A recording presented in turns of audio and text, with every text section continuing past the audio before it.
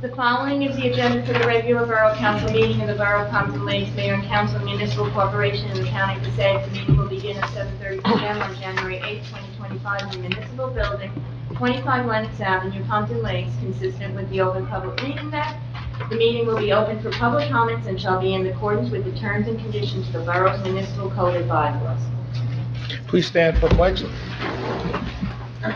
Pledge allegiance to the flag of the United States of America and to the republic for which it stands, one nation, under God, indivisible, with liberty and justice for all. Please remain standing for the passing of our past president.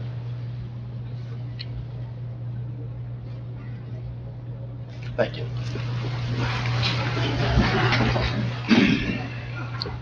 In conformance with the Open Public Meeting Law, Public Law 1975, Chapter 231, adequate notice of this meeting setting forth the time, date, place, and purpose of this regular meeting through notice posted on the bulletin board in the municipal building, mailed to all, have requested and paid for same, and published in the Suburban Trends. Roll call, please. Mayor Sarah. Here.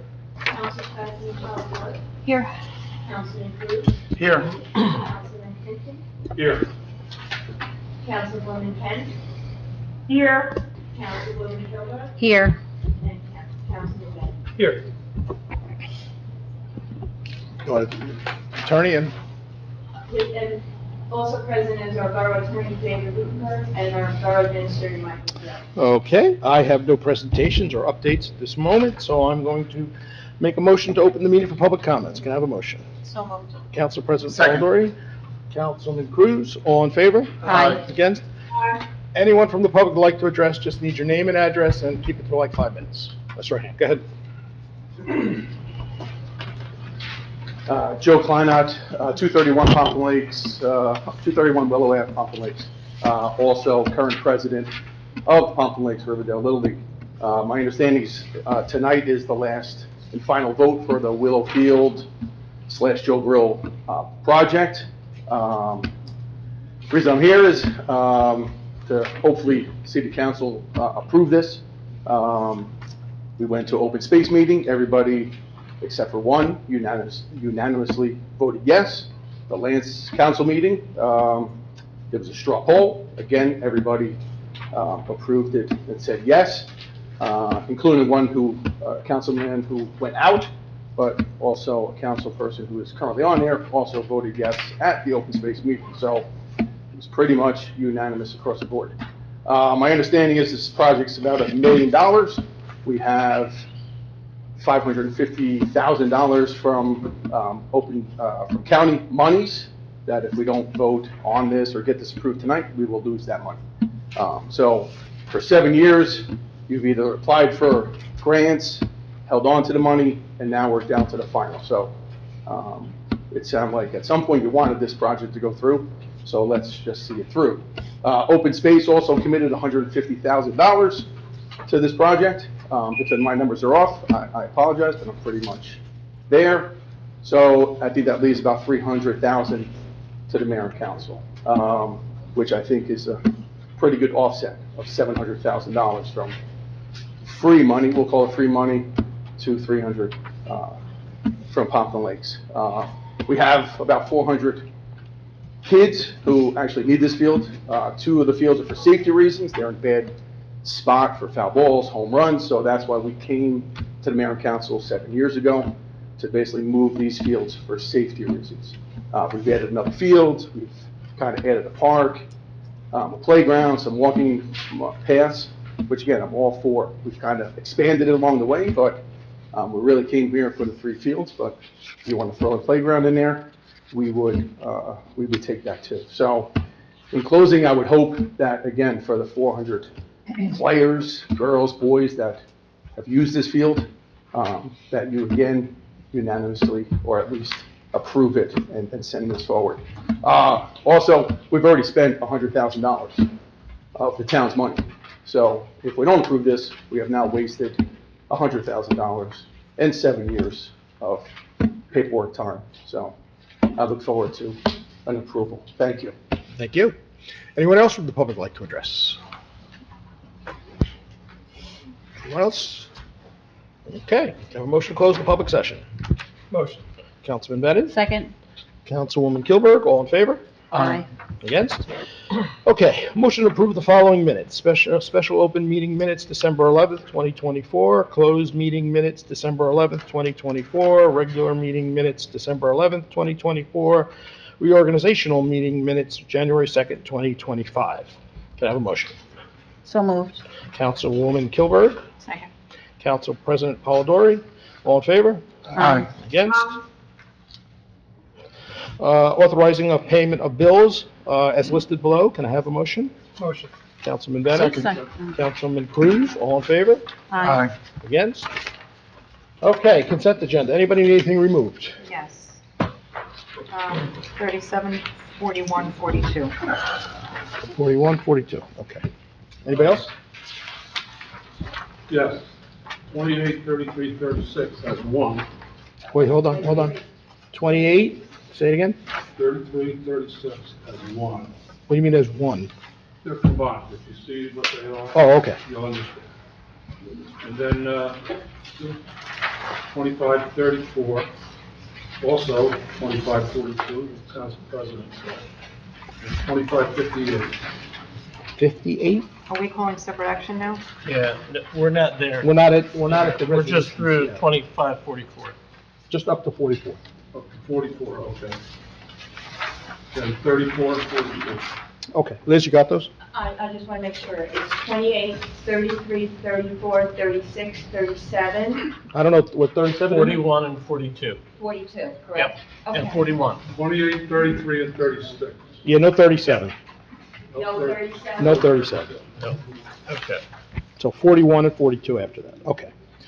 Okay, Liz, whenever you're ready. Whereas the mayor and borough council of the Borough of Pompton Lakes has reviewed the consent agenda consisting of various proposed resolutions, whereas the mayor and borough council of the Borough of Pompton Lakes does desire to move resolutions for individual action from that agenda. Now therefore be it resolved that the following resolutions on the consent agenda are hereby approved. So we're going to remove 2428, 2533, 2534, 2536, 2541, and 2542. Okay, can I have a motion for the ones that were not removed? Motion. Council President Second. Polidori, Councilman Cruz, all in favor? Aye. Sorry, I didn't get that. Councilwoman Polidori, Council President Polidori, and Councilman Cruz. Okay, let's start right at the top, 25, 28. Mike, you can group those together, I guess, 34 and 36. Authorizing payment in lieu of health benefits. for 33 and 36. 25. 33 and 36, I'm sorry. Yep. Yeah, you can do Michael 30. Corelli, Ryan Wright, and Sharon Sunny. as Okay. stated. Yeah, Mike, Well, is there a question? is there a question? Yeah, I had the question, I brought them up.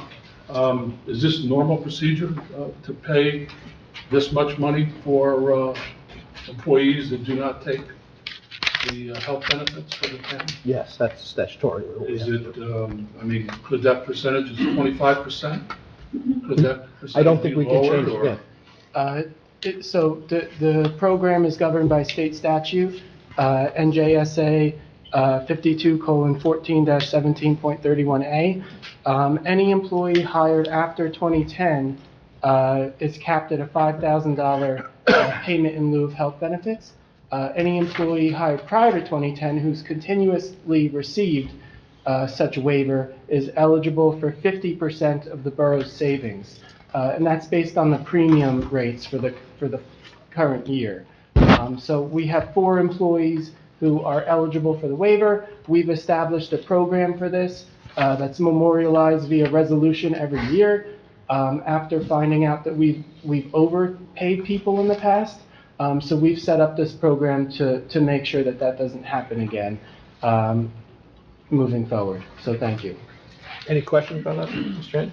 So, this is the minimum that we can pay to the employees if they do not choose to take the benefit? It's the maximum, so it's up to 5,000. If it depends how much the employee makes and what the premium amount is, it could be as low as $2,000 and $1,000. Also, it varies per employee? Yes. Depending on their I mean, salary. Right. I just, Okay, well, we're gonna get to the next ones. Okay, Liz, 34 and 35. Well, 34, just do 34. Authorizing non-salary, Oh, you had a question about that one? I've, through the years, speaking at that podium that I missed already, I've always had questions about the salaries. I noticed going over the salaries that generally salaries have been a 2% increase, even the mayor and council salary.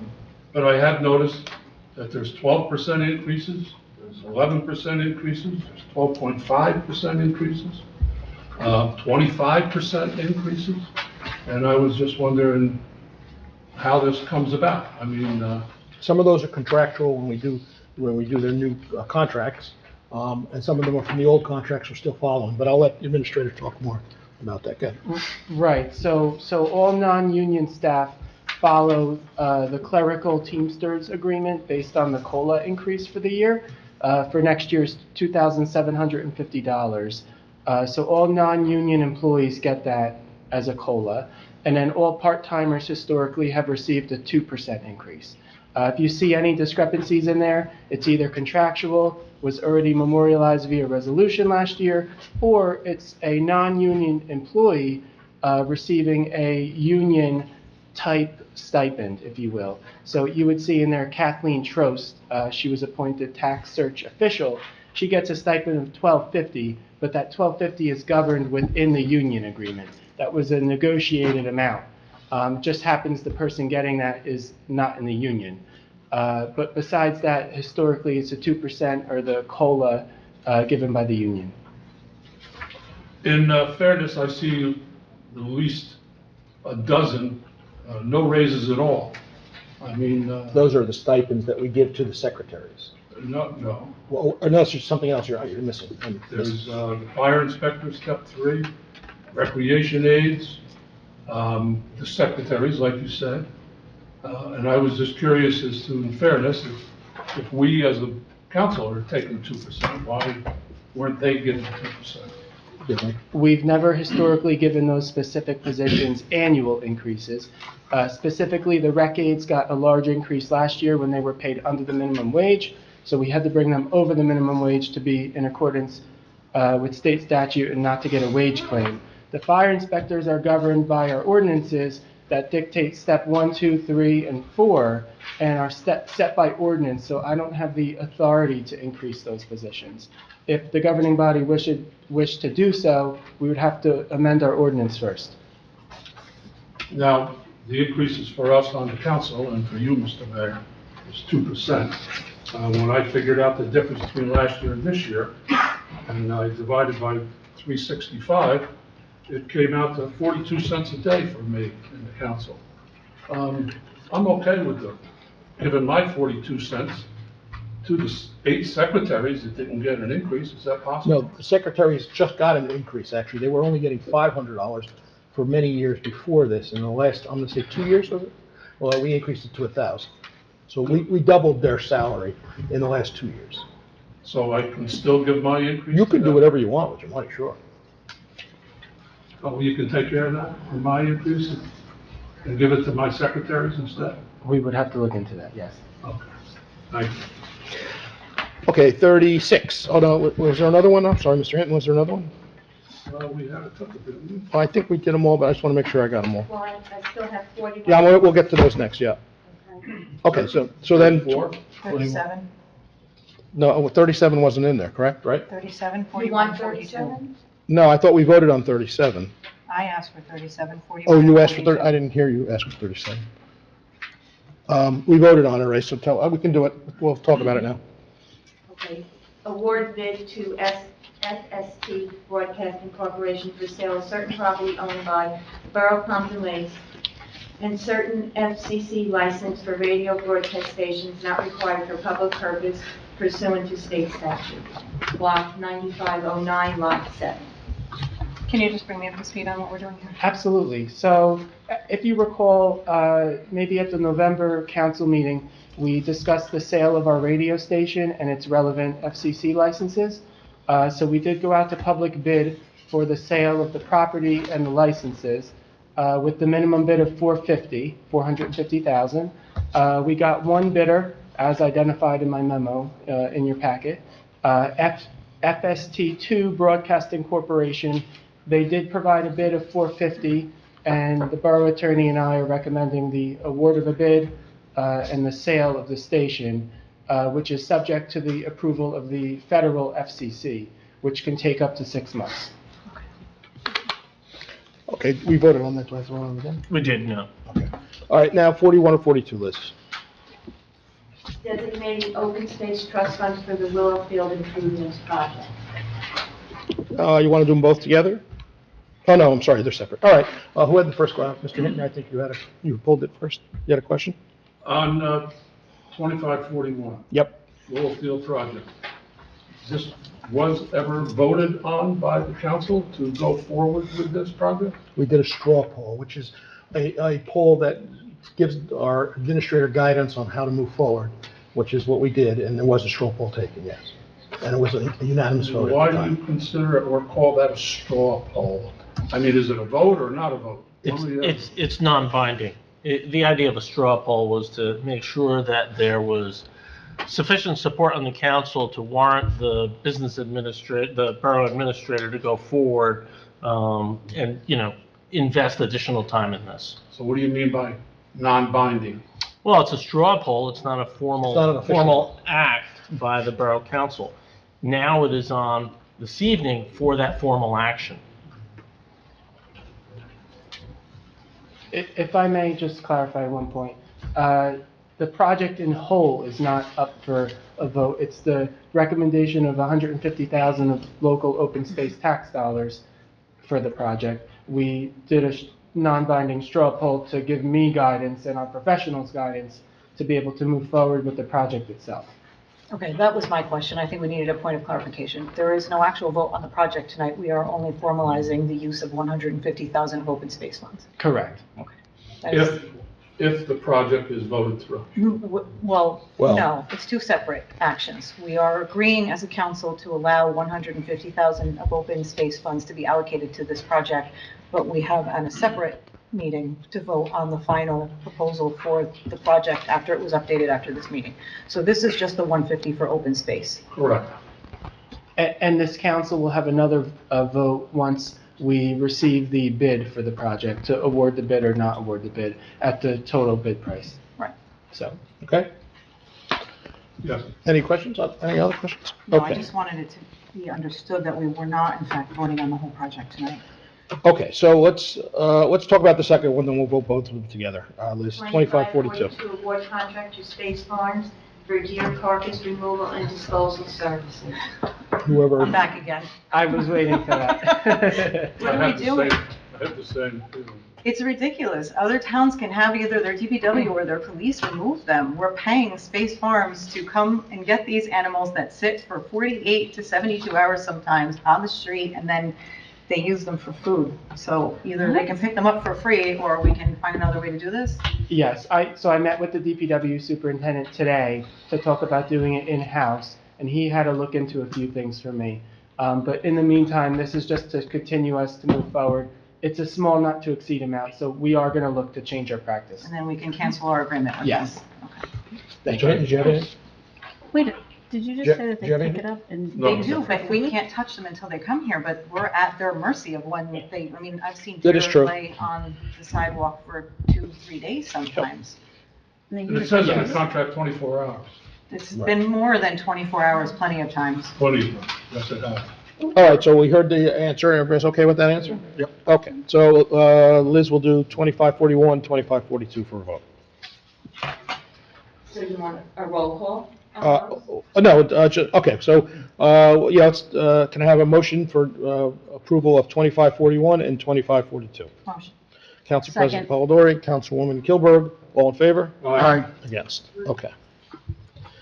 Can I group all these or? have to do Yeah, some? well, wait, what about 28, 33, and 34, 36, and 37? Oh, I thought we voted on those. We didn't. No. No? Oh, I'm sorry. Can I have a motion for 2528, 2533, 2534, 2536, That's it. not 37? No, we voted on And that one 36, already. yeah. Can I have a motion? Motion. Councilman Bennett, Council President Polidori, all in favor? Aye. Against? All right, so everything should be covered on our Resolutions. Cheers. How many, can I group these or? You may, you Okay. may. Does anybody 25, need 36. any, well, we're removing one, actually. Right. We are pulling 2548. That person has pulled his request for the job. Does anybody need any of these motions pulled for any reason? Yes, please. Which one? Pull 47 and 59. 47 and 47 59. 59, okay. and 59.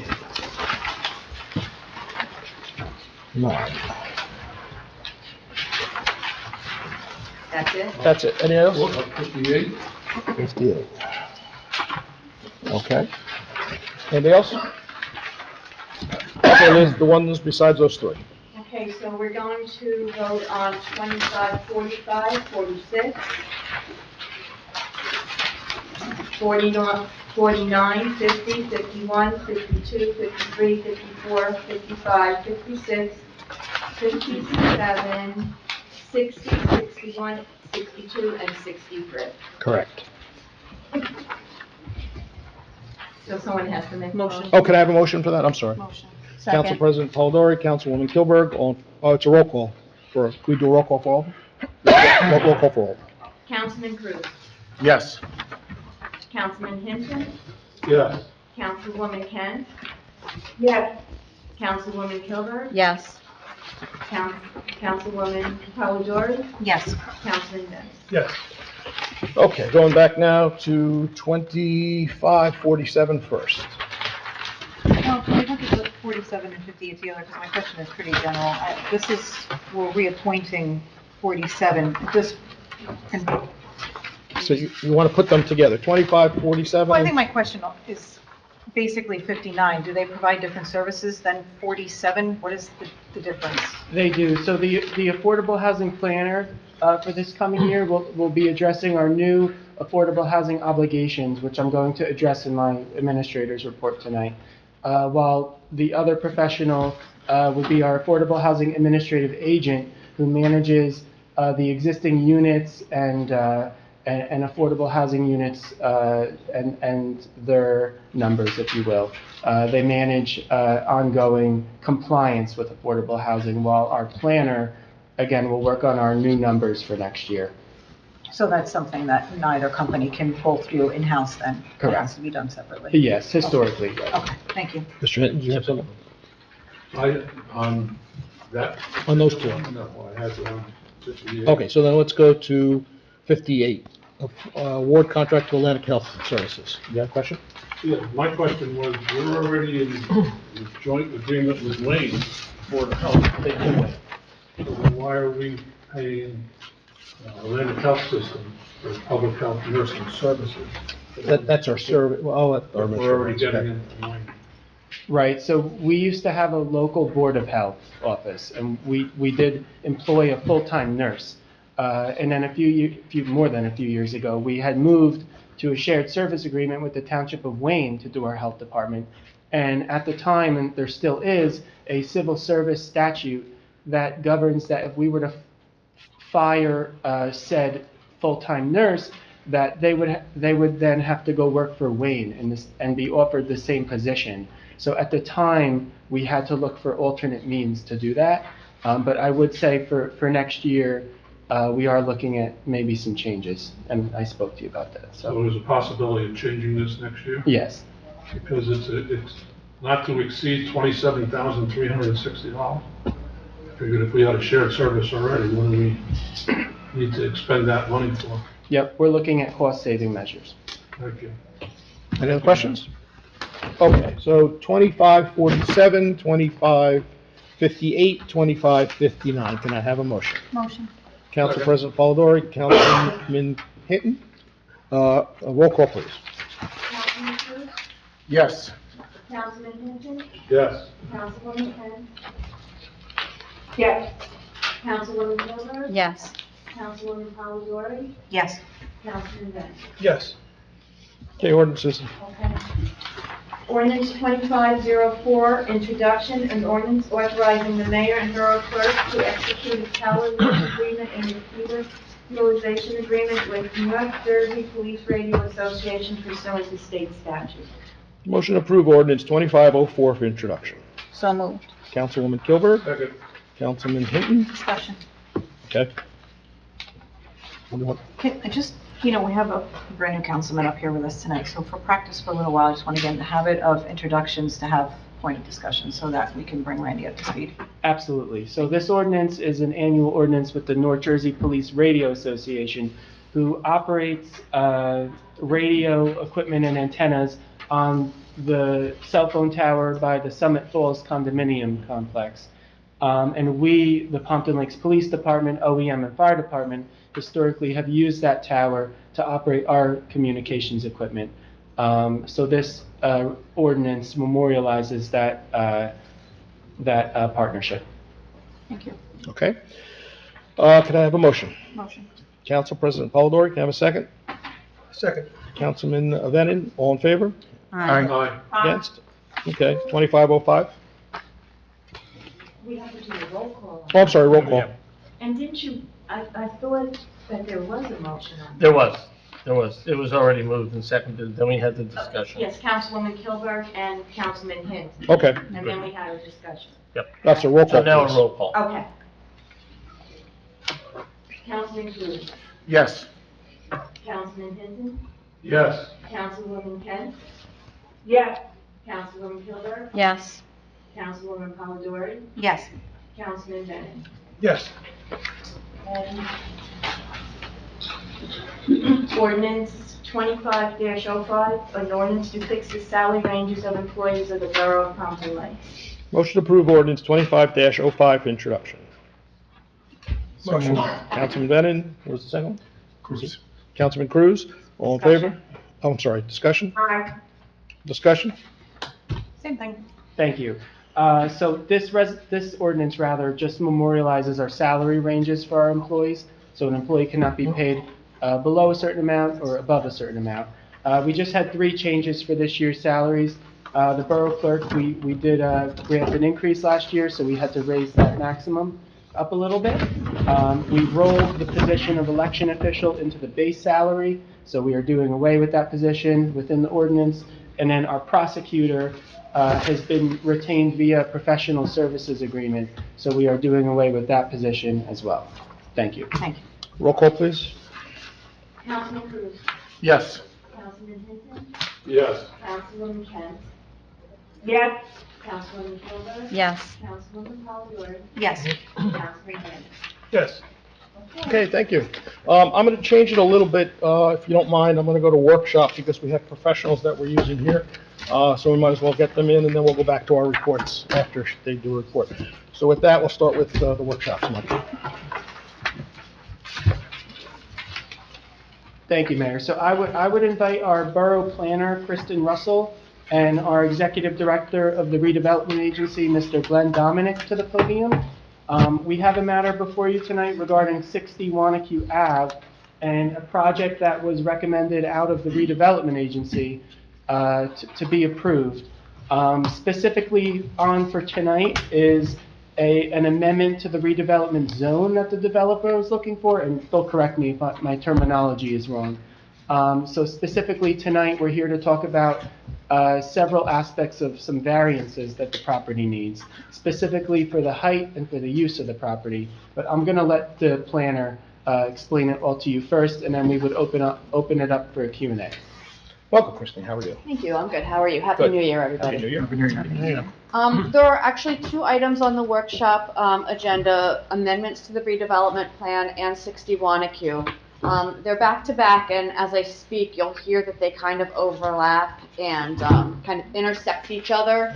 And so I'm going to try to keep it clear as to what topic relates to which agenda item. But if you get confused, please stop me and I will clarify. So just as background for anybody who's new in the room, redevelopment plans are essentially zoning with kind of some extra fluff added to them, extra requirements, and extra control. You have 2 redevelopment plans, downtown redevelopment area 1 and 2. We have more than that, but that's what we're talking about right now. Those are embedded in your zoning code, which, while legal, is not particularly common and is not ideal. The reason that it is not ideal is that a separate redevelopment plan typically has additional content and more control over what the outcome of a development is. I have heard over the past year or so from the redevelopment agency, from this board, and from plenty of conversations that Pompton Lakes has concern about the aesthetics and the final product of some developments that may have come into downtown. In an effort to make things a little bit tighter, it is my recommendation, and I have given Michael a proposal to extract the current standards of the 2 downtown redevelopment zones and pull them out and craft a more typical redevelopment plan around what already exists. That does not necessarily mean that we will be changing the existing requirements, but we will be adding to them. That is a somewhat longer process than the more focused project, the second item that I'm talking about, which is 60 Wanacue.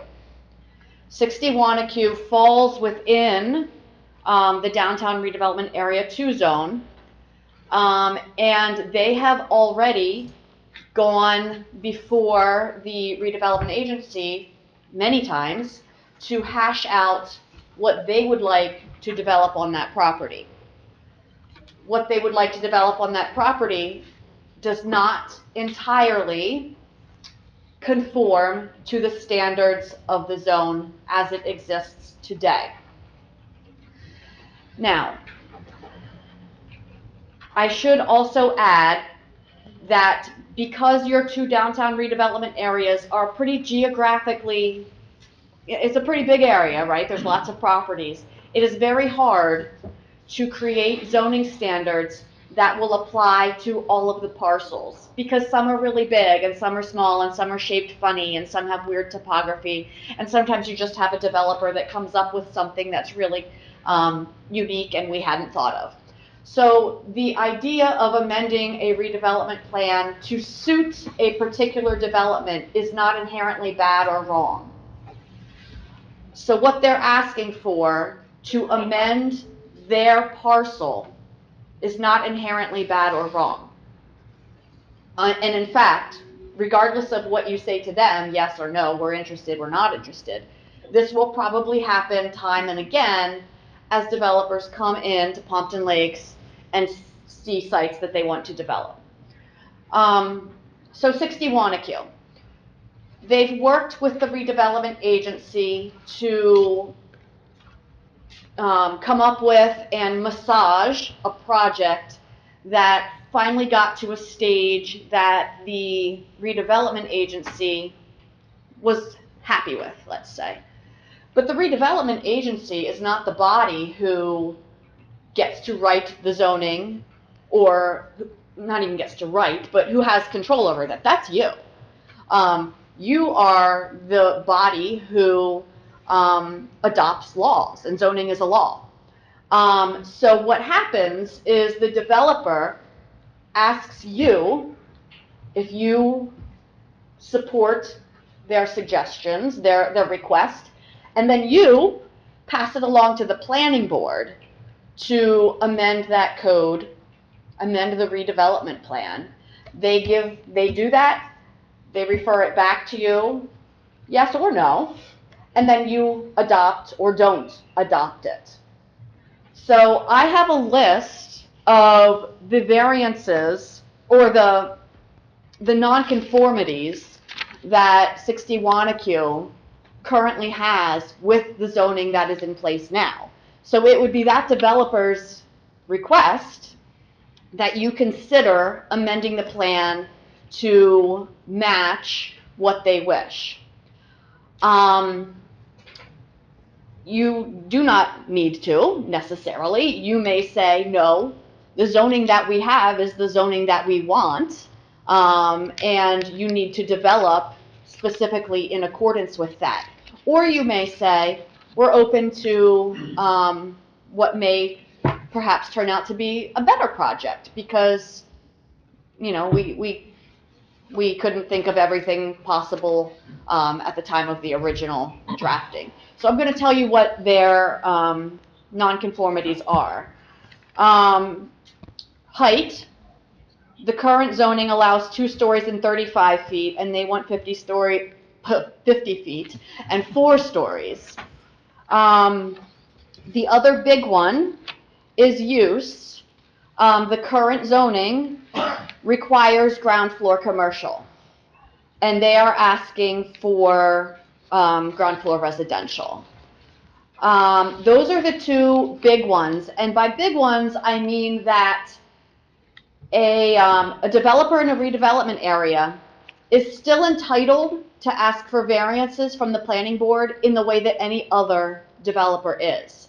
However, certain variances, including use and height, are not eligible for those variances. So if you, by way of the planning board, do not want to entertain those ideas, they just simply cannot do it.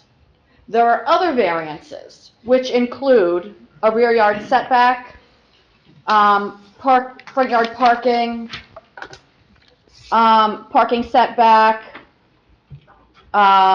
driveway location, number of parking spaces. What does this say? Provision of off-street parking and loading location, and screening of dumpsters. Those also, the developer wishes that the borough would consider revising the redevelopment plan for. You could say no, and the developer could still ask for variances from the planning board from all of those things. So it's a bit of a where you fall policy-wise. Do we like this project enough to create a conforming plan, which would mean you recommend the planning board make these amendments? Do we like some of them and not others? And do we maybe want to make them argue the necessity of those variances before the planning board and convince the planning board that it's okay? Or are you not on board at all? That's all up to you. But that is what is being requested by the developer upon, let's say, blessing from the redevelopment agency, with the understanding that it's in your hands as legislators. So what you're saying is, just, I want to clarify for everybody, the redevelopment does the legwork, but we still, at the end of the day, make the vote on if we're going to accept the plan that's put in place. Yep. And beyond that, also, the planning board is the one who Sure. ultimately approves any site plan approval. Yeah. And they also have the option, if they didn't want these variances, to just go to the zoning board. No. Or the planning board and Yes. build what they want, without our input. If you were to say, we don't want to deal with this, we're not going to give you any input, they could go to the planning board with a project that conforms with the current Right. zoning that's in place right now. Right, but then we would have no say at all on that project. The planning board would, but this council would not. That's true. So we as a council would have no say. And then the other part, which you can touch in, or maybe Glenn's going to touch on this, the reason they do this, the redevelopment and the pilot, and what that means with the planning board and not the planning board. I'm going to let Glenn talk about Oh, wait, before. Go ahead, sure, no, we're going to take questions, okay? I want to follow up with that question. So we decide we don't want to be involved, they go back to the planning board with the request for the variances. I think, are we using the right wording in saying that at that point we have no say? Because at some point it does come back to the council for final approval. That's right. If you were to say tonight, we want you, meaning me, to draft revisions to the redevelopment plan, I would then present it to the planning board. They would give their opinion, send it back to you, and then you would still have the ability to say no at that point. It's just like, now we've done a whole lot of work, But And, that's if it's a Yeah. redevelopment project. If it's not a redevelopment project with no pilot. oh, if it's not, if they are, well, they could still get a pilot without amending this plan. Correct.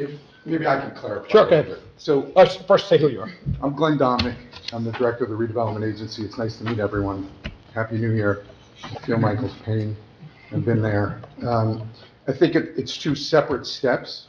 The amendment to the plan goes to the planning board for review and consideration and comes back to the governing body for adoption or not adoption.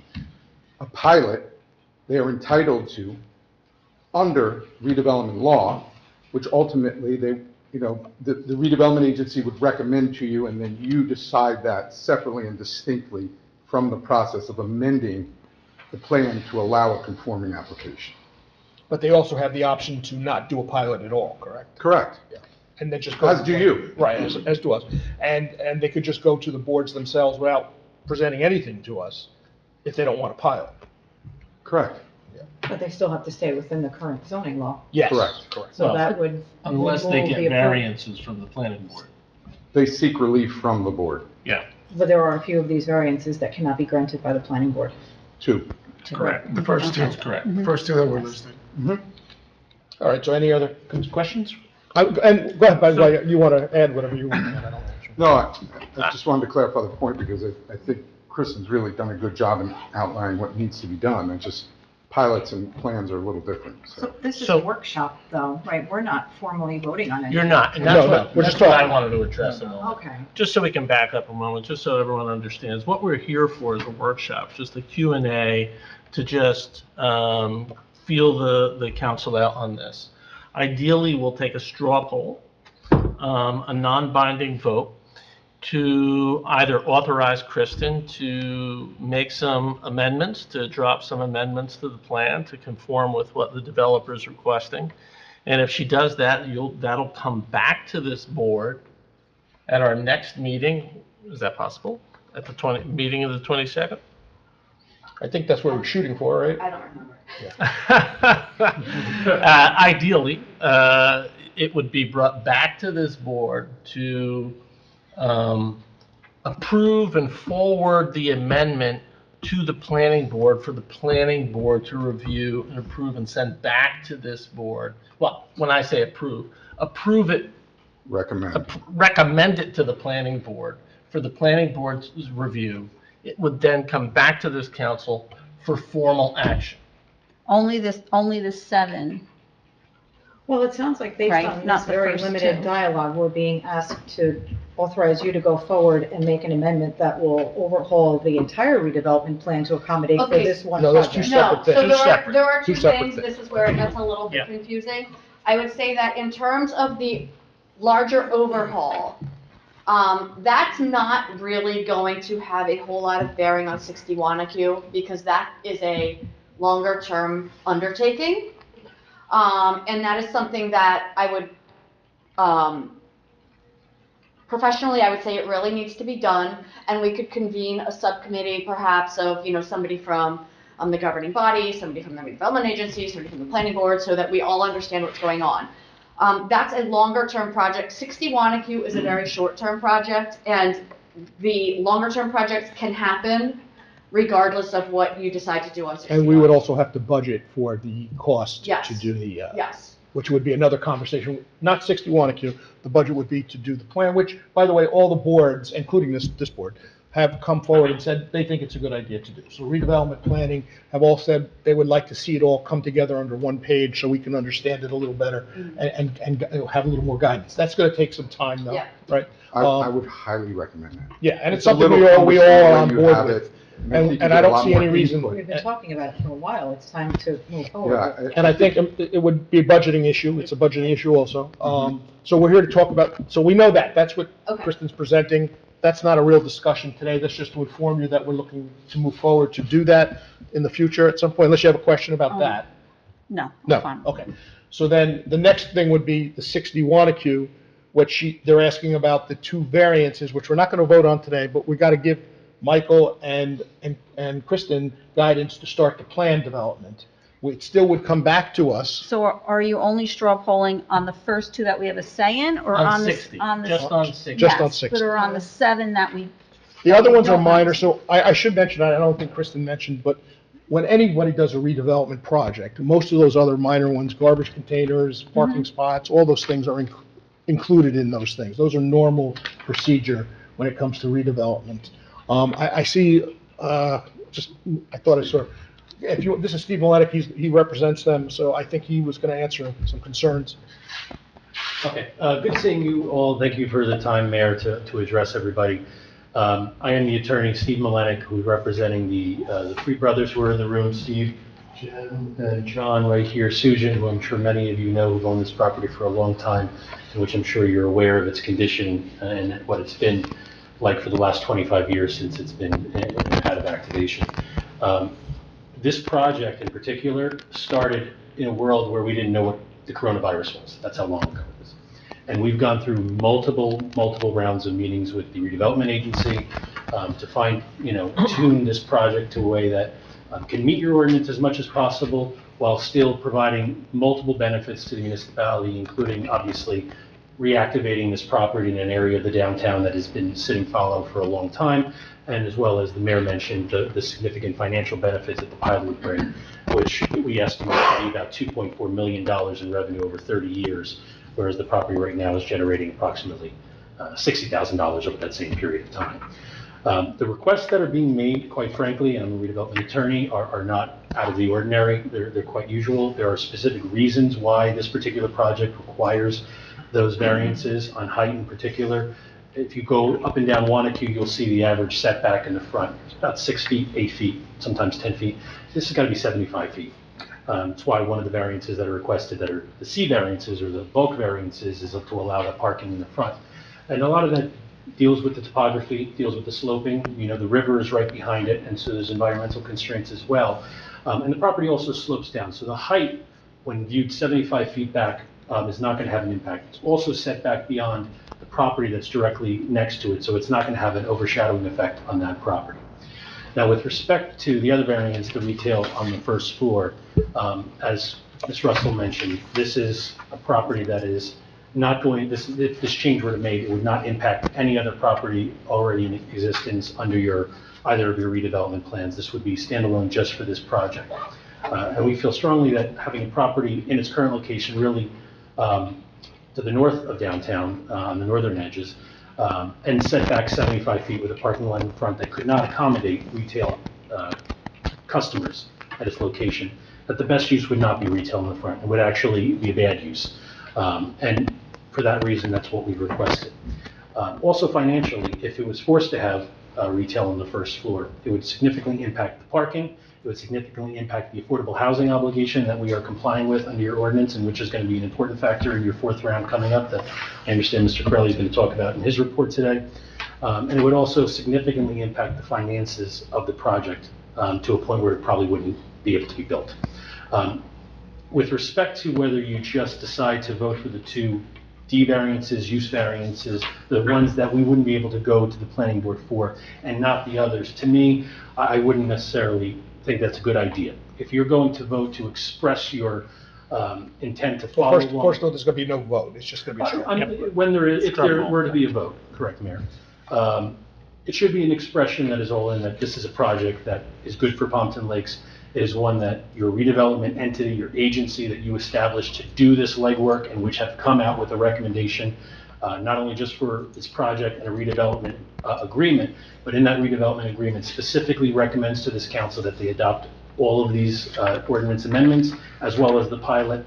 I would recommend and request that you respect that recommendation and all the work that they did, and rather than just approve some of them, approve all of them, because that's what's necessary for the project. I'm happy to answer any specific questions. All right, so what I'm going to have Kristen and Glenn just discuss what he was discussing. Was there anything issue with anything he said there? No, I don't. Okay, and the other question I would have then, could both of you answer? This property is in distress situation. Is that why it's in the redevelopment zone, because it's been sitting empty for 20 years? I mean, what's the reason? Yes, I mean, I don't remember the exact criteria that was used to qualify this property, but there are a series of like 6 criteria that a property must meet one or more of in order to be eligible for redevelopment. And this did meet that eligibility, and if you're telling me that it has been vacant for that long, that would have been a qualifier. All right, so when I'm gonna open it up, okay, Probably sorry. needs several of the qualifiers. It did. The infrastructure probably exceeds 50 years old, and that's one of the qualifiers for redevelopment. I would imagine that the property meets the majority of the criteria for redevelopment. All right, now I'll open to the council, to any of the 3 up there, if you have any questions. So just a quick question. I know there was discussion on additional parking that's outside of the property there through the county. So where are you with that? Thank you for that question. So we've had very good discussions with the county. In fact, what has taken so much time in this process is not necessarily redevelopment agency, but working with the county, because a lot of it deals with the county. Not only is Wanakee Road a county road, not only do we need parking to your extent on other properties, but Grove Street, actually, while it's your borough road, they actually own a piece of that adjacent to our property where we're looking to traverse over the driveway. So we needed a lot of cooperation from the county. We obviously needed site plan approval from the county planning board. We needed the right to traverse their property over Grove Street for that, and we also needed parking. So we're in a very good place with them. We have site plan approval from the county for this project. We have discussed basically that the easement over Grove Street is acceptable. We actually are just waiting on an appraisal to value what that would be, and that will be papered over. And then with respect to the parking, we've had very good meetings with them. We've provided them a proposal that was generally in line with the discussions we've had. They have a meeting, I believe, next week, they said? I didn't know the date. Yeah, they didn't tell us the date, but they have a meeting upcoming to review our proposal. The way the redevelopment agreement is structured with the redevelopment agency is that if we were to get those 8 spaces on the county property, which we feel very confident about, the density would be the 23 units. If for some reason we're unable to do that, the density would drop to 17 units. So the parking ratio would remain the same. Just remind me, where would the additional parking be located? It would be on the county property, just, I don't know what direction it would be. I So, guess, the just easiest west way- on Grove Street, by Where your they're recycling. building the recycling center, where our recycling center is? Yes. The county park property starts on the other side of it, right there. Right there? Okay, Mr. Henn. Those 8 parking spots, we're just building a brand-new salt shed the county is building there. Are they before the salt shed, after the salt shed? They're going to be part of the overall, so the county is part of the project and the housing authority. They are developing a lot of parking on that project themselves. These 8 spaces would be, the proposal would be that they would be designated for overnight because residential use is primarily overnight. And then during the day, they would be free use for all. And the proposal also includes us providing the county with electronic vehicle charging stations there to cover some of their required spaces under the ordinance. And let me just throw in, because this is you might not know this, Mr. Henn. This is a nonprofit group that's kind of sharing with the county to build this project.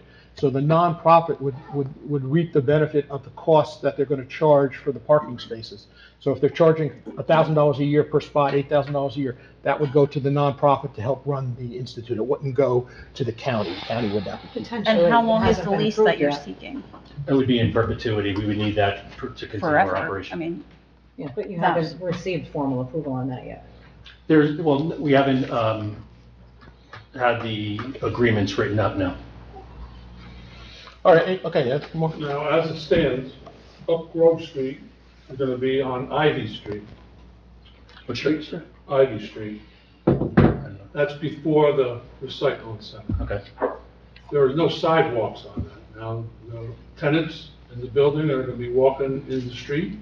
There's no sidewalks from those 8 parking spots to the project.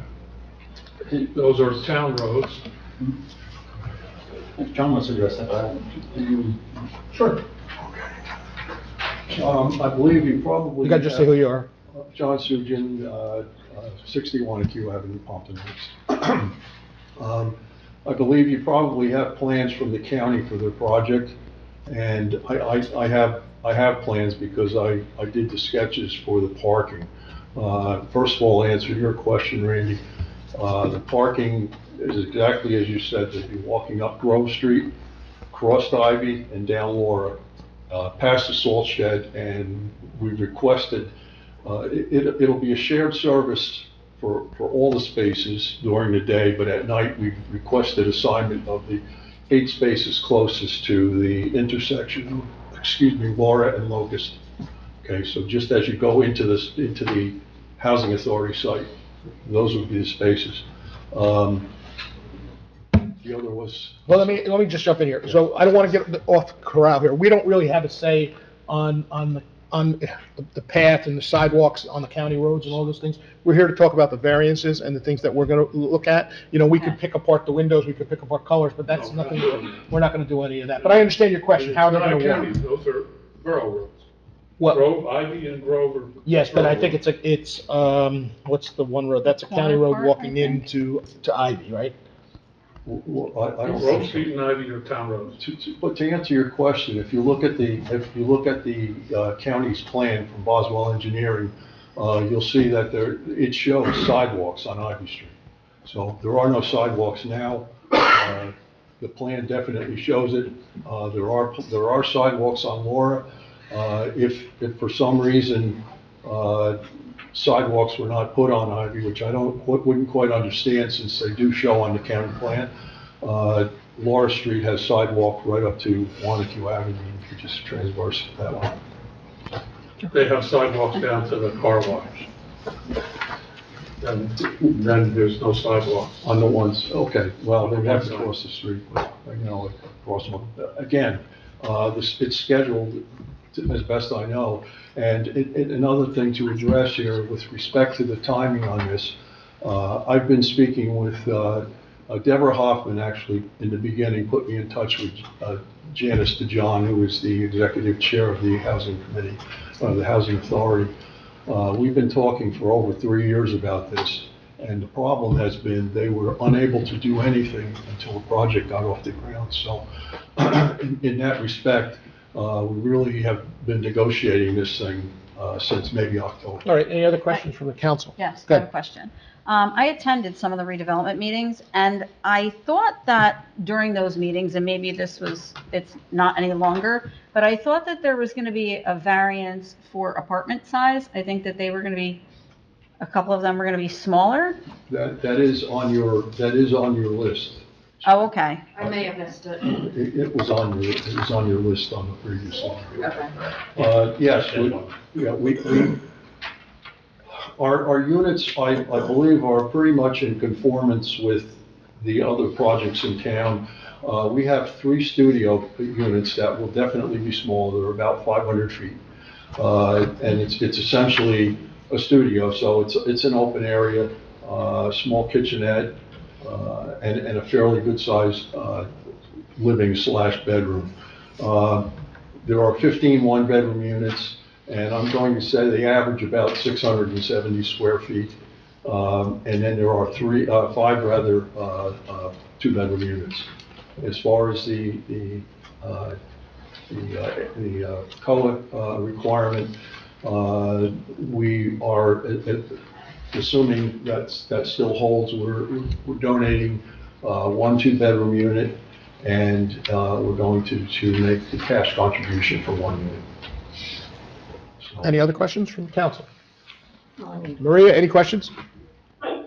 No, I just want to ask, Mr. Sturgeon, did you go through an extensive DEC process for any environmental requirements? Were they all met? The requirements were met. They were addressed at the redevelopment agency meeting. The repairing rights are granted. We met the 0 net fill requirements by a half a yard. Bottom line is, we had to fill the building itself will be 2 feet above the floodplain.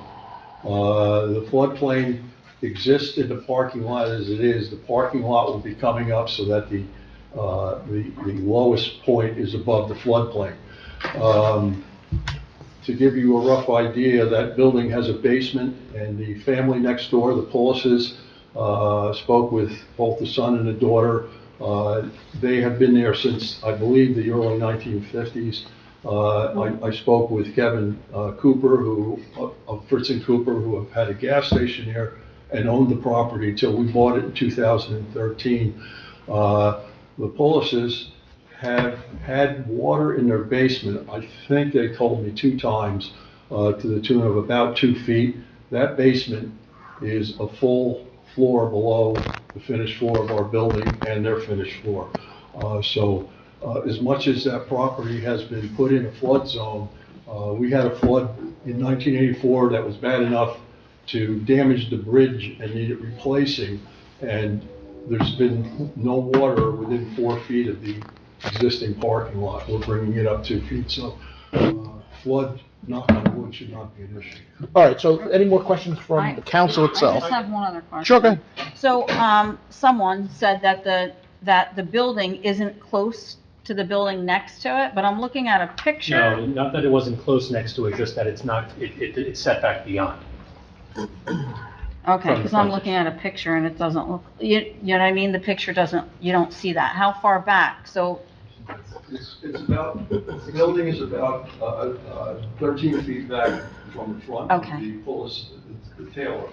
okay, We're at the closest point, we are 7 foot 2 inches from the property line. okay.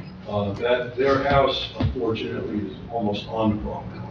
So, yes, in the front, we come approximately, I'd say 9 feet from their building, only we're 13 feet back.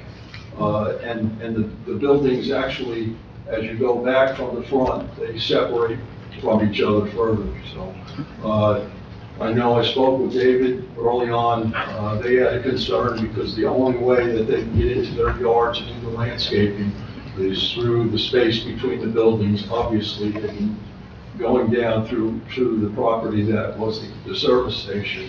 I assured them there would really not be a problem. The curbing and the sidewalks were designed that they'll be able to get the lawnmower down. Mayor, if I can just 2 sentences. Real quick. I know, but Ms. Kent asked about, I just want to normally in these sorts of projects, we get local approvals, then we get county approvals, then we get state approvals. We did this backwards. We knew because of the river and the issues there that we were going to have our biggest issues at the DEP. We got our DEP first, then we met with the redevelopment entity, and they made clear that it was important to them that we had the conversations with the county next. So then we got our county approvals. So we were getting local approvals last, meaning that we already have all our approvals to the point where if this ordinance was amended, we would be prepared to go for site plan immediately, and then immediately thereafter be ready to move on this. So we have all our other approvals. I have some Okay, questions and about that makes, what you just said makes sense. Okay, thank you. the retail. I mean, we've been talking about redevelopment for as long as I've been up here, promoting it as something that's going to build out our retail, to grow our downtown. You've referenced the other property on that space does have 2 retail stores in it. You're basically rendering the accessibility to that retail useless and not encouraging the growth of any additional retail. Redevelopment is supposed to be for the town as a whole, not piece by piece property. Why are we allowing there to be So no the retail? the first project that we built, Lakeside Commons, had retail there. At the time, the council and the redevelopment agency decided that was not an area that worked well with retail, and they did not put retail there. This is the same situation of where we are now. It's across from a supermarket with a big mall. 2 stores that are going to be set back 75 feet would be a little difficult to invest in. I've heard discussions that in hindsight, after the Salvation Army project was completed, that was a mistake, that they had. Where did you hear that wished they from? had- Whom? In the years I've been sitting up here, we've talked never about heard the that. fact that that shouldn't have been let go. I haven't heard that. Look, I think personally, and this is just my opinion, it's very difficult for the property size to accommodate retail. Honestly, it just does not make sense. If this is a one-off, if the council and mayor approve, that's fine, but I would find it absolutely impossible to manage the traffic of retail shops in and out with residents still living there. And to be honest with you, the property's been there longer than I've lived here. You know, so at some point, something needs to be done. And retail, although I do agree with Council President Polidori, I also want council to take into account, given the location, the size and proximity, I find that to be a very big challenge to do so. All right, so I'm going to ask Kristen and Glenn, do you want to add anything more to this? So just so we're all, I know you get it, but I just want to make sure, we're talking about two separate things here. We're talking about moving forward with a plan that we're going to put a committee together and get some funding to take some time, could take up to a year maybe, right? Whatever, how long it's going to take. 6 months. 6 months to a year, whatever that is. That's one thing that she's just bringing to our attention. And the next thing now is just to take a straw poll to send Kristen and Michael the direction to move forward to start the planning phase of 60 Wanacue Avenue. And once we start that, then they still have to come back to us for approvals for two things. If they're getting a pilot, they would need approvals for a pilot. If they're getting the variances, they would need approval of the variances. But this is to start the funding. And by the way, we don't, just so everyone understands, we don't pay the cost of that. That comes from the developers.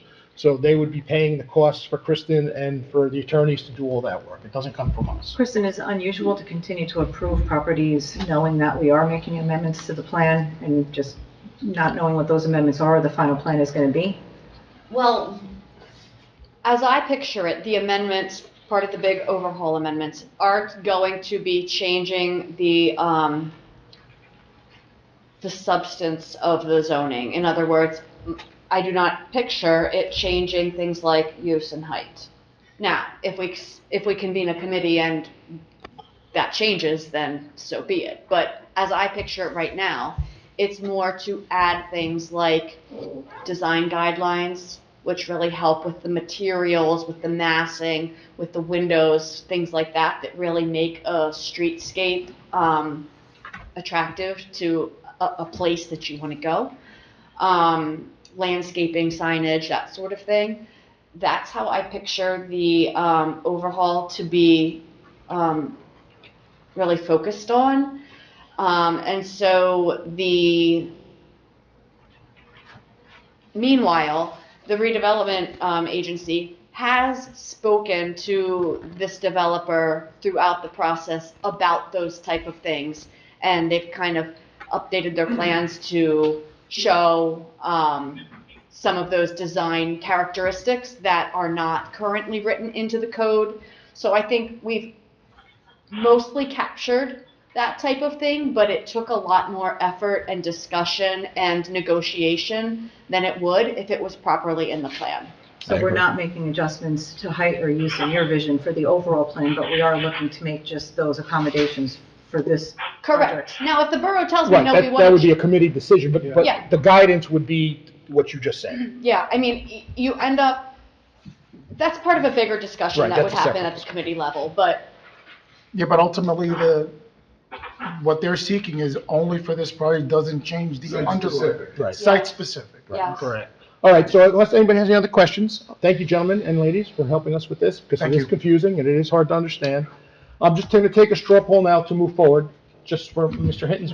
Straw poll just means we're. Can you be specific? Yeah, I'm going to say. A straw poll on whether you want to authorize Kristen to make amendments, the agency's recommended amendments to the redevelopment plan specific to 60 Wanacue Avenue.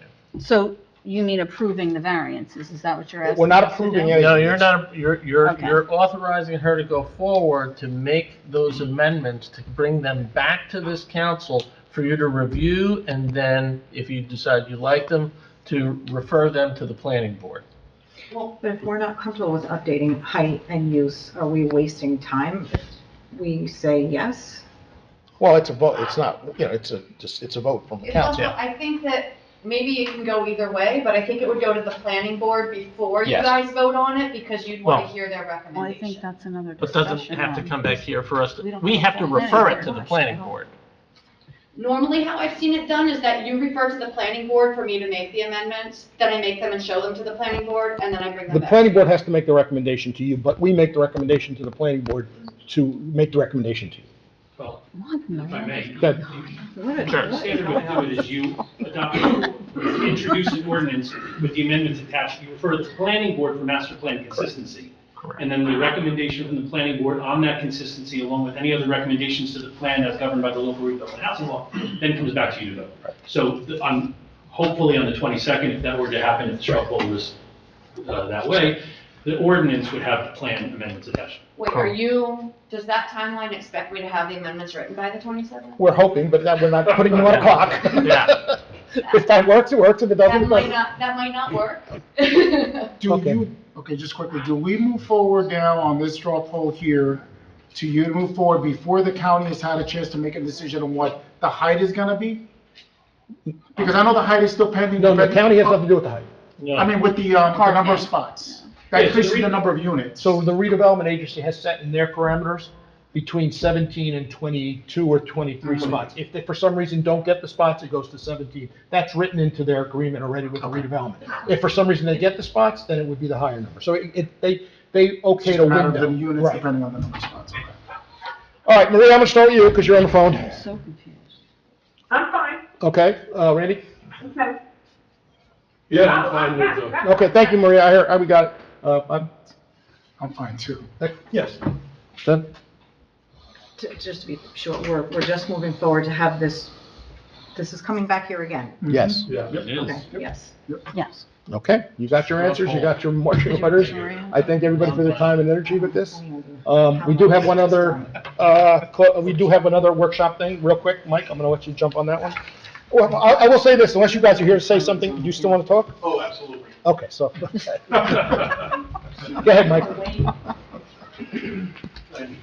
Thank you, guys. Have a good night. Have a good night. Thank you. Good night. Thanks, Kristen. Thank you, Mayor. So we just have a pretty simple workshop right now. So specifically regarding the tree removal model ordinance that was adopted last year from the DEP, the borough forester and I have been progressing through the ordinance. Everything seems to be working out well. We are recommending a slight change to the ordinance. We are recommending that any invasive species tree, meaning any non-native to the New Jersey ecosystem and whose introduction causes or is likely to cause economic or environmental harm to human health, again, an invasive tree would be exempt from the replacement schedule. So if a resident took down an invasive species, we wouldn't want to charge them that fee in lieu of planting. So we're just looking to lessen the burden on our resident and make that small change. Everybody get that? Does that include bamboo? Bamboo was addressed last year here, where it's now prohibited in Pompton Lakes. Yeah. But if you remove, here's a good point, if they There's some that's remove still it, around. It would, Quite a bit. There's quite a bit that's still, that's why I'm asking, is that? a good question, it would be deemed an invasive species. but if they, before we brought this up, if they were to remove the bamboo, would they need a permit for that? I don't know that it's a tree. Right, but- I don't know, I yeah. don't know that it's a tree, but. It's not classified as a deciduous tree. Okay, Right. okay, so you'll write an ordinance on this? If it were, Go ahead, you got a question? it would be Now, who makes that one of determination? these. The forester's gonna make the determination as to whether it's invasive or non-invasive? That's correct. I Okay. imagine that there's some list of what is considered, I mean, he's not just choosing what's invasive, there probably is a list of trees that are deemed Quite a few invasive. trees that are Absolutely. The New Jersey Division of Forestry has a promulgated list that they put out. Japanese maple, shrubbery, that kind of stuff, along with invasive species, we don't want to charge a permit for. So we're looking to lessen the burden. Unless I hear any objections, we'll have an ordinance on for the No, next that's one. fine. Okay, thank you. Good job, Michael. Okay, I'm gonna leave it up to the council. Do you wanna go to our reports, or do you wanna go to the second open session and let them talk? It's up to you guys. We're on a second open session. Okay. All right, motion to open the meeting for public comments. Motion. Council President Polidori, Councilman Bennett, all in favor? Aye. Against? Anyone from the public like to address? Hi, Joe. You're on. All right, I mean, Joe Kleinox, 231 Willow Ave, still president of Pompton Lakes Riverdale Little League.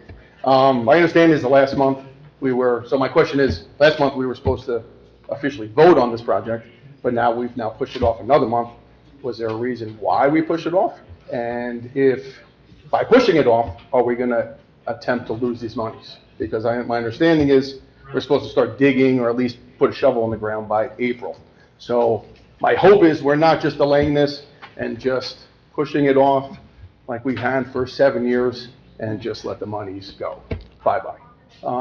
That would be very disappointing. I'm sure the 400 or actually 800 voters in this town after spending $100,000, taking $550,000 from the county. I'm sure they wouldn't mind the money back, but I would almost think if you held their money for this long, they might think secondly about giving you any more money because it just sat there and you guys didn't use it.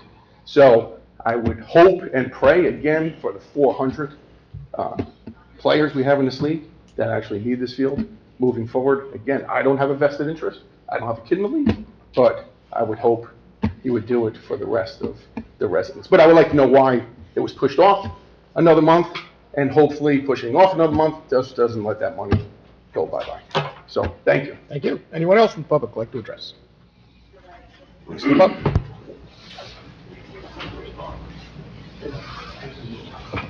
Good evening, Evangelist of Wingwood Court. I just had a question on the previous issue. I know they said that was site-specific as far as the plan, but the fact that there's not going to be retail on the ground floor, is that going to set a precedent for the rest of the buildings up and down Montague Avenue, where they would be coming in saying, I want to turn my store into apartments? That's my question. Okay, thank you. Anyone else from the public like to address? Seeing no one, can I have a motion to close the public session? So moved. Councilman Second. Cruz, Councilwoman Kilburg, was that you? Yep. All in favor?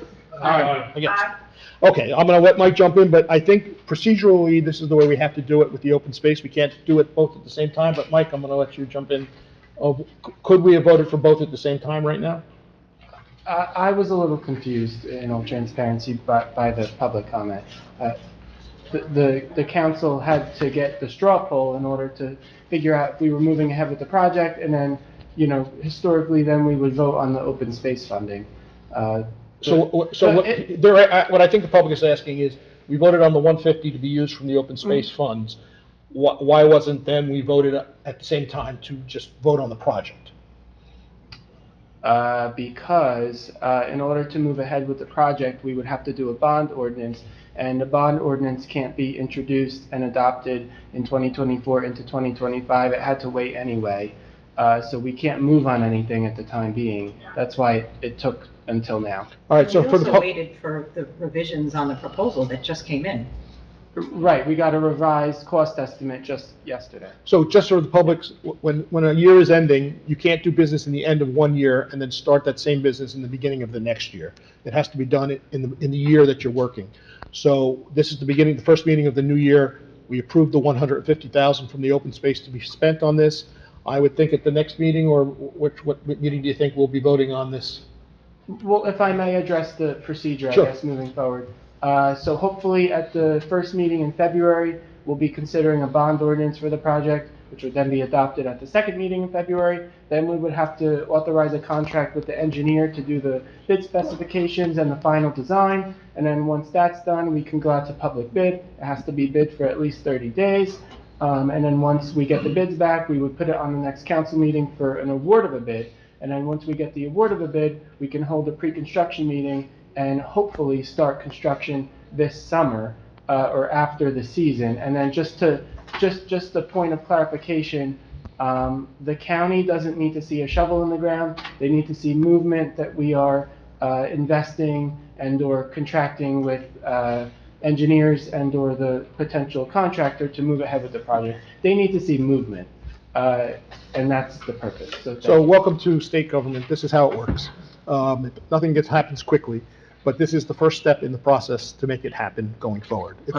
In short, I think what they just said, they want to know exactly, there's no funding that's going to be lost. This has already been, it's just a matter of approving it as we go along. Nobody is taking that money back because we have not done anything with the funds that have been provided. Right. As we've been going through this process, I've been communicating with the county on a regular basis. You guys understand something? We're not losing any money. That was what I know it came from. Okay, so I think that's everybody's concern. All right, so really, just so we all on the same page, this is the first step. Then it takes another month. Everything that we do up here as a council when we vote on it, it takes 2 meetings. So that's 1 full month to make that happen. In November and in December, we only had 1 meeting for each of those months. So there's a lot of things we couldn't do in November and December because it can't carry into the new year of January. So we had to put off a couple things. This is one of them. So this is why it's on the first agenda, first meeting now. As the administrator said, we'll move forward. we're in the process, it's happening, it's moving forward, it's just gonna take some time. That's what's gonna happen. Mr. Evangelista, I don't think that really matters because the first project we built, they put no retail in that one also, and then the project after that, they did put retail in. So it is site-specific, and they can do it site-specific as they move forward from each group. If we all remember, who's ever been here in town long enough, remembers there was retail initially where Lakeside Commons was. At that time, the council and the redevelopment agency decided that wasn't a good spot for retail, and that's why they didn't put it in. But that doesn't say the next project, they can say it does need it. Okay, so now we're going to go back to our reports. Mayor, Yes, can I sure. express some concern? I think with the president of the baseball association, I think he wants some kind of assurance that we're not going to stop the project once, now that we've obligated $150,000 from open space funds. I think the baseball folks are looking for that promise that we're moving forward as a council.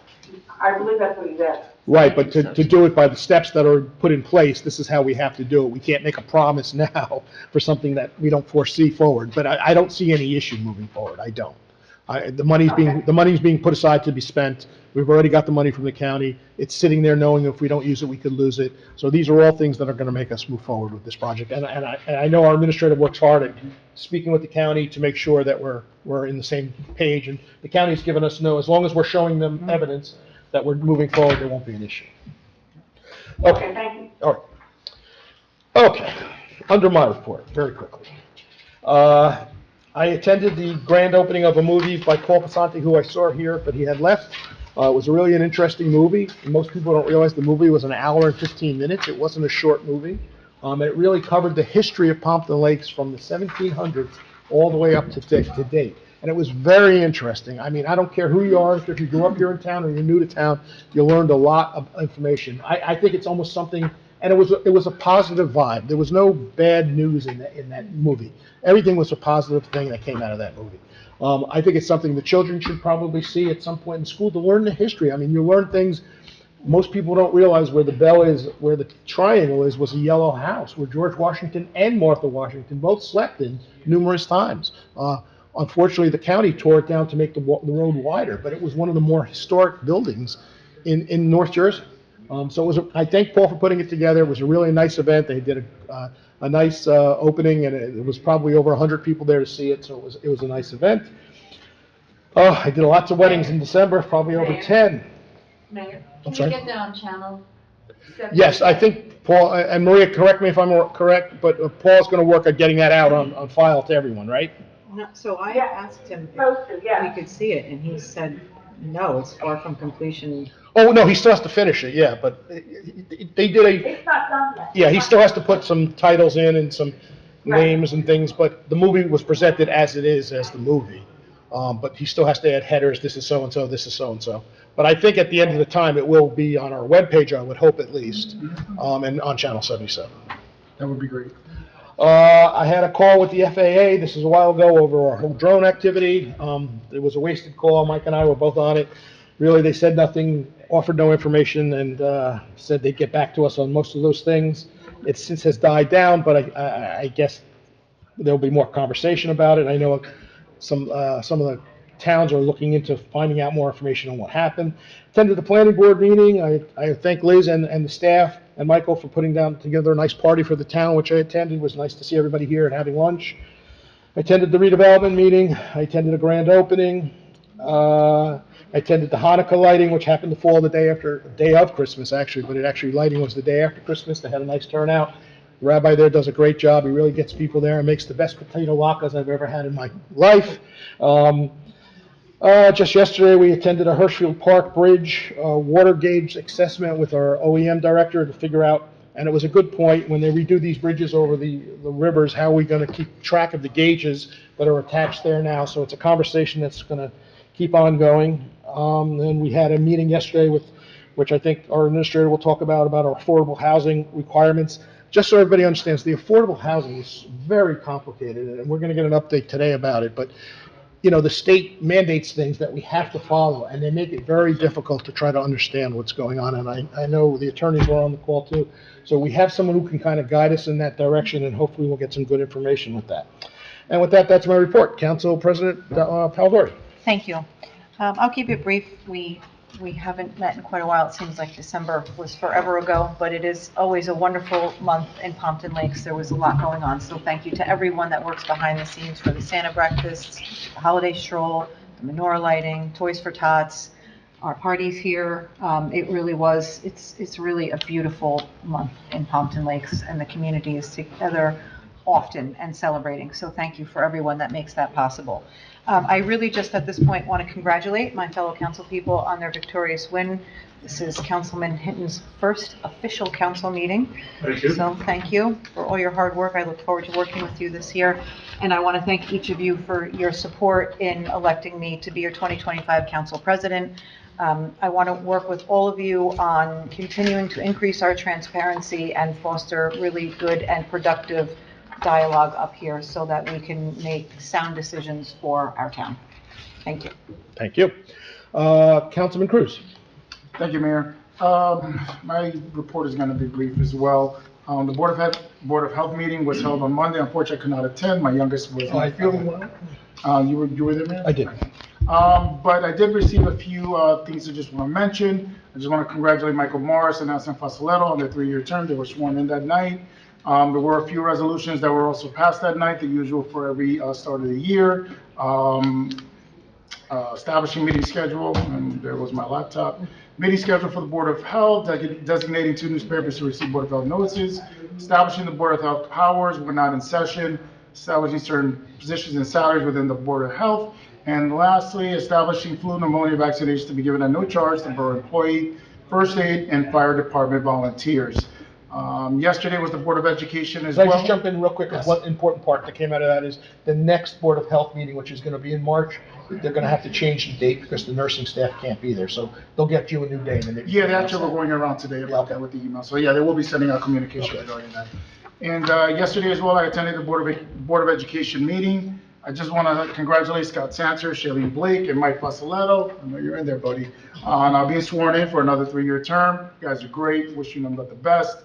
And also, I just want to congratulate Jerry Luciani. He's the new Board of Ed president, and AJ Rodriguez as the vice president. I wish him all the best as president and VP. That'll do it for my report. Thank you. Councilman Hinton. Wow, my first report, huh? It's going to be even shorter than Councilman Cruz's. I like you already. Oh, I don't really talk that much. No, I attended the senior meeting. They were happy to see a council representative there.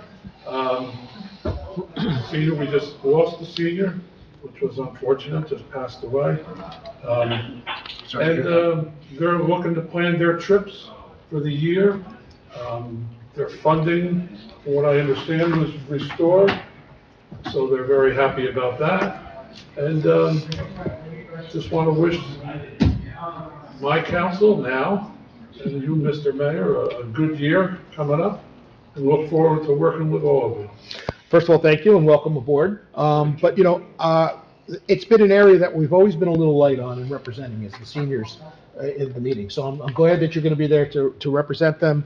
In the past, I've gotten calls about, you know, who's our representative. We haven't seen them in a while. And they have a voice that deserves to be heard. So I'm glad you'll bring that voice back to here and then we can go from there. So thank you. Councilwoman Kent. I just want to wish everybody a happy new year, and I'm looking forward to working with the new council. And I won't be giving a report tonight. Okay. So thank you very much. Thank you. Councilwoman Kilburg. I just want to wish everyone a happy new year, and I do have a couple recreation announcements. There is a Cold and Get Fit. You can walk through Lakeside Middle School Tuesday and Thursday nights from 7 to 8, free of charge. Get Fit classes at Lincoln Elementary School. It's $55 for all the sessions, $40 for 10 classes, $5 for drop-ins. It's Mondays and Wednesdays from 7 to 8, from January 6th through March 6th. And Pompton Lakes Recreation Pickleball, Saturdays at Lincoln School from January 4th to February 1st, from 9 a.m. to 11 a.m. It's $40 per person or $15 drop-in fee. And that's my report. Thank you. Just on the first thing you mentioned, there's no sign up for that, right? You can just show up You at the can school just show up and walk. So Yes, that's from open to any 17. resident from town can go and Yes. walk in the schools, which is a great thing on this cold weather. Councilman Bennett. Awesome. Thank you, Mayor. I want to wish everybody a Happy New Year as well. I want to congratulate Paul Bastante and Chris Fetchick on putting together that film that Mayor Mike was talking about. I also want to thank Vince from the shop for hosting the screening of the film the night before the red carpet event held at the Elks. And that is my report, Mayor. Okay, thank you. Attorney's report. Nothing this evening, Mayor. Thank you. Thank you. Administrator's report. Thank you, Mayor. Let's see, please be advised that we've sent out our annual pilot billing for the year. And we did collect approximately $336,000 in pilot revenue last year. So that's going to help us in the budget this year. I just wanted to highlight that. Next, the county's new salt dome at the former DPW facility on Ringwood Ave, as we've mentioned before, will not be completed for this winter. I reached out to the borough of Bloomingdale, and we have come to an agreement to use their new salt dome. And all we would have to do is replenish whatever salt we use, and we do have existing budget funds for that. Now, I spoke to the county. Are they thinking they're going to have it done? They told me the end of December, which obviously didn't happen. Is it going to happen during season or no? It looks like April 1st. April, so it's out for the season. Right. Progress continues at the former A1 Auto Body site. The borough's contractor has removed over 15 tons of concrete from the site. And we're now working on restoration, and we will be putting up a split rail fence to deter traffic and vehicular traffic within our property. And then maybe next year we'll convene with the Open Space Committee to decide what we'd like to do with that site. But good progress is moving along with that. And then I did want to address the affordable housing. Let's see. So regarding the affordable housing, as you know, the governor signed new legislation in March of last year regarding affordable housing and our obligations amongst all the municipalities in the state of New Jersey. The law changed how affordable housing works and what the obligations are. And now, through the Department of Community Affairs through the state of New Jersey, they've promulgated calculations on how much affordable housing each town's required to provide for the next round of affordable housing, which runs through 2035, so for the next 10 years. Pompton Lakes has been given numbers by the state of New Jersey, and we have by January 31st of this year, a tight window that the state has prescribed. We have to either agree with their numbers or disagree with their numbers. And then if we disagree with their numbers, we have until February 28th of 2025 to file a complaint with our new numbers and how we got those new numbers. As you know, and as we discussed before, we've retained H2M Associates to be our new affordable housing planner. San Siobhan, who's worked with us before, is coming to the next council meeting to discuss with you as a board what our obligations are and what her recommendation is going to be for a potential alternate obligation to recommend back to the state of New Jersey.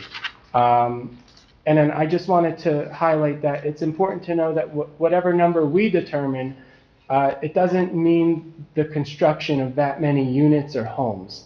If there isn't enough land, if there's problems with things like water and sewer, that would be addressed as part of the ongoing process. This is just the initial obligation. More studies would have to be performed to see how much land is available, and if the MUA's water and sewer systems can even handle that obligation amount. So, we will have her come to the next meeting, and unfortunately, we're going to have to make a decision at the next meeting. Well, the numbers were pretty close, so I don't think we're going to have an issue with the numbers. Just so the new people understand, this goes on for many, many years. This is not something they decide and we fix in a year or two. The last obligation, which was round 3, we just did a fraction of what they had asked. So they're going to ask us for a large number again, and we'll probably end up doing a fraction, working towards, as long as we're showing work towards what we're doing, that's the right thing. But sometimes in a small town, like a 3 Mile Square town, it's tough to find land to rebuild on. So it becomes a real issue. And that's the thing they don't take into account when they're doing this as a process. So that's why we hired these consultants. They know the ins and outs on how to play with these numbers a little bit. So they'll present to us next meeting. Are they giving us those numbers on the proposed projects that could be on all the vacant land in town? Is that what it is? Like, Yes, they will be presenting Okay. both. So they're gonna give us a So it number that doesn't we mean you have owe, to build on and it, then they're it's gonna just- give us a number what we're hoping we can build. That doesn't mean Okay. we're going to build. Okay. And that's what they look at, that comparison, Okay. but sometimes we don't get close to that number. Any questions from the administration? I One more, I'm just sorry. have- Yeah, sorry. I just wanted to highlight, I sent an email out earlier this week, but we did receive a few complaints about Tilcon and dust. I just wanted to highlight for the public, after speaking with Tilcon, it was explained that their street sweeper can't run under 30-degree weather.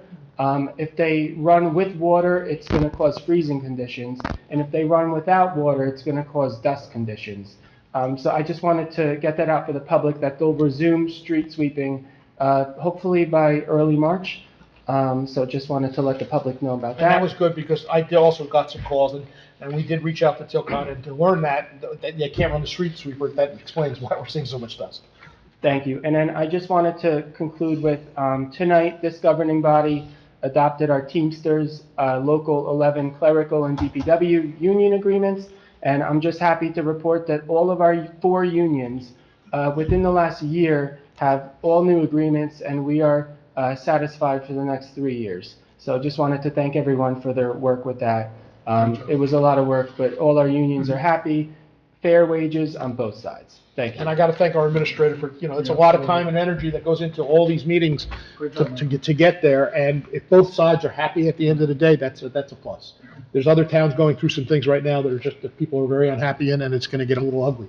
So we're fortunate that we at least have a couple years to be in a good spot. Any questions for the administration? 2 questions. Anything going on with the restoration behind the hardware store, for that property? Yes, so we did, and I can get you prior correspondence since you've joined the council on this topic. But we have submitted our restoration plan to the State Department of Environmental Protection. That restoration plan has been approved. We are scheduling a pre-construction meeting with the DEP to discuss our plans for the restoration, which includes the planting of 10 trees, some fill removal, some fill along the bank, and some vegetation. But we have to wait for the warmer weather for that. And then I just wanted to highlight again for the public, I know it was talked about a few times, we are enforcing the indemnity provisions within our contract, and there is no cost to the taxpayers. Second question, you sent an email about 1,000 brook trout. Now, who's raising those trout? Yes, so what Councilman Hinton's referring to is the state, again, Department of Environmental Protection has a local program with our schools that they have a program where they raise the fish with the students, and then they release those fish into approved waterways. And Pompton Lakes at Hirschfield Park happens to be one of those waterways. And what you saw the correspondence on was the permit that allows them to release those in our waterway. So I just wanted to make you aware of that. All right, who's raising the fish? It's a program hosted by the state, and they engage schools to do that. All right, so none of our schools are raising? I don't believe so. Any other questions? Councilman Cruz, checking on that. Any other questions for the administration? None? Okay. Privilege of the floor. Anybody have privilege of the floor? No. Okay, can I have a motion to adjourn into closed session? Motion. Councilman Bennon, Councilman Cruz, all in favor? Aye. Against? Thank you, everyone, for coming. Good night, everyone. We're recording. Motion to come out of closed session. Point of fact. No, hold on, we can't come out of the motion. Motion. Motion, Councilman Bennon? Any second? Second. Councilwoman Kilburg, all in favor? Aye. Against? Now you can make your fact. Oh, my God. Point of fact, U.S. senators and U.S. congressmen Hold on, no, close that Yeah. off. make You can't- $178,000. Wait, can't talk. You can't. Closed session doesn't lead